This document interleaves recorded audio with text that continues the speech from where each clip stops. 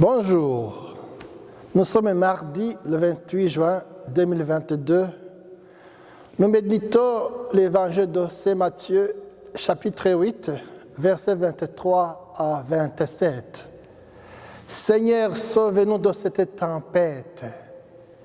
Telle fut la prière des disciples adressée à Jésus lors de la tempête dans le lac. Écoutons l'évangile du jour.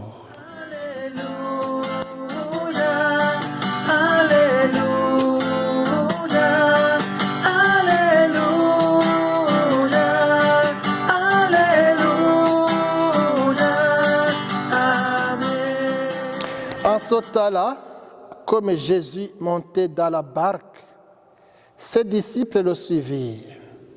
Et voici que la mer devint tellement agitée que la barque était recouverte par les vagues. Mais lui dormait. Les disciples s'approchèrent et le réveillèrent en disant « Seigneur, sauve-nous, nous sommes perdus. » Mais il leur dit « Pourquoi êtes-vous si craintifs, hommes de peu de foi ?» Alors Jésus, debout, menaça le vent et la mer, et il se fit un grand calme. Les gens furent saisis d'étonnement et disaient « Quel est donc celui-ci pour que même le vent et la mer lui obéissent ?» Acclamons la parole de Dieu. Louange à toi, Seigneur Jésus.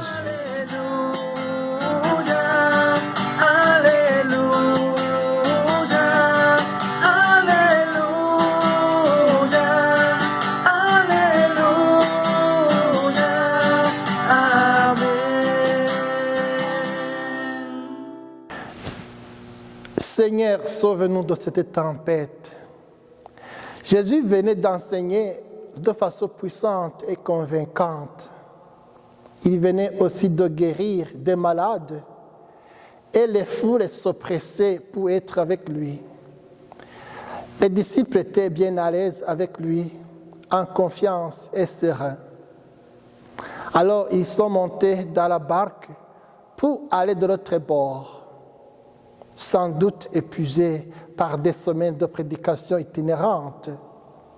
Alors ils dorment dans la barque. C'était le sommet de l'épuisement physique après une dure journée de travail. C'est un signe de sa véritable virilité, de ce labeur jusqu'à la limite de sa force. C'est aussi un signe de sa conscience calme et de son cœur pur. Et voici qu'au milieu de la mer, la barque fut ballottée par les vents et submergée par la mer. Et pourtant, ni les fracas des vagues qui s'abattaient sur la barque, ni même le bruit sec des voiles giflées par le vent ne réussissent à le réveiller. Il dort profondément. Ce qui va le réveiller, c'est la voix angoissée de ses disciples. Il ne crie même pas, il prie « Seigneur, sauve-nous ». C'est cette prière angoissée qui le réveille. C'est la peur de ses disciples qui le réveille. L'Église catholique vit des périodes de tempête. L'Église catholique peut avoir l'air d'être noyée.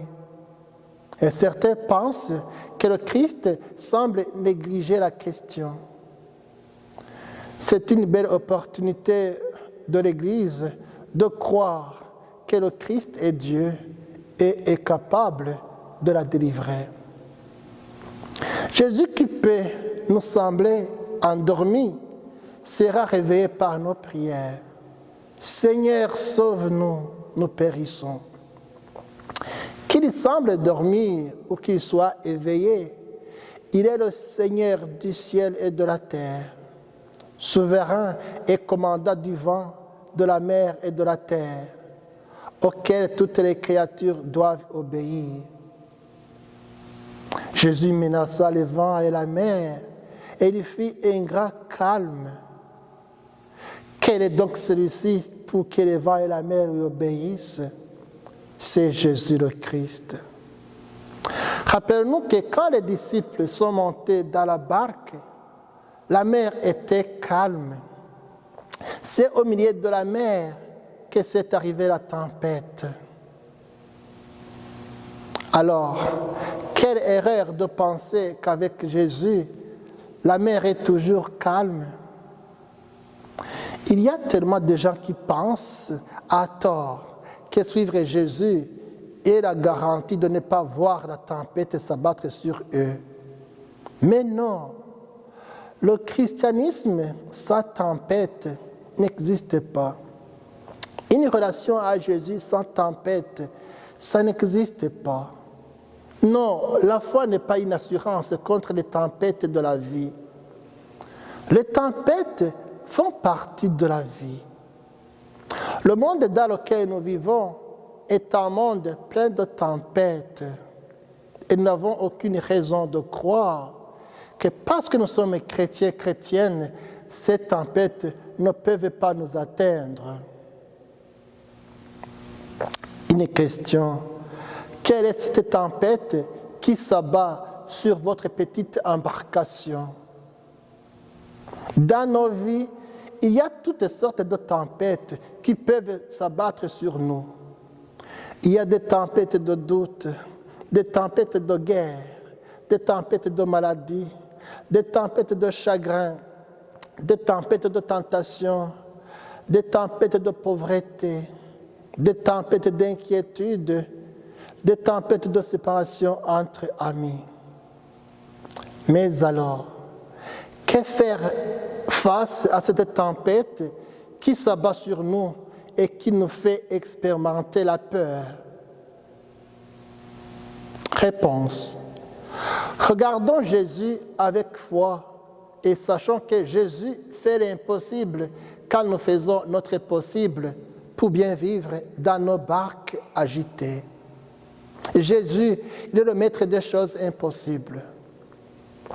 Jésus peut alors avec nous briser la fatalité de nos vies, rouvrir l'espérance, redonner la force et le goût de vivre. C'est Jésus. Jésus interpella le vent et la mer et il se fit un grand calme. C'est Jésus.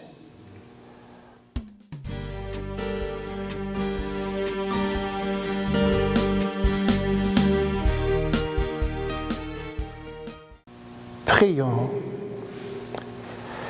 Seigneur, sauve-moi de cette tempête que je traverse. J'ai besoin d'entendre ta parole. Confiance, c'est moi. N'aie pas peur. Oui, le Seigneur est mon berger. Si je traverse les ravins de la mort, je ne crains aucun mal, car tu es avec moi. Amen.